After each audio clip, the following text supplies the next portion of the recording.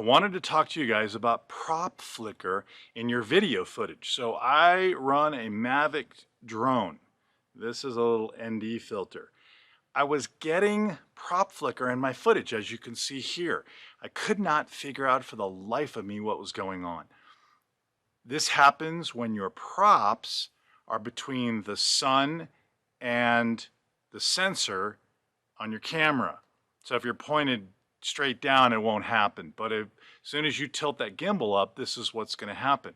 So I looked around, I found really one video of a guy out of Asia, out of Hong Kong, that had the same problem. He used what's called an ND16 filter.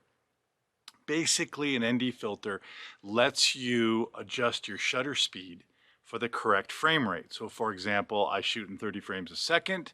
I want 1/60 shutter speed.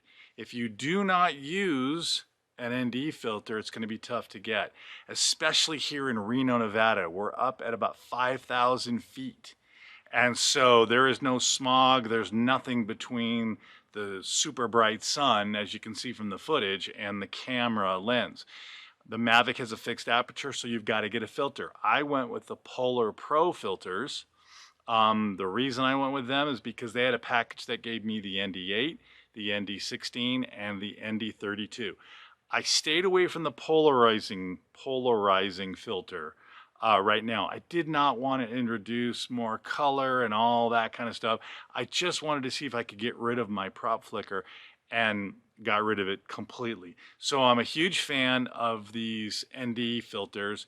It was pretty cheap on Amazon, and so I highly recommend them for any drone, even for any camera, especially at high altitude. So there you go.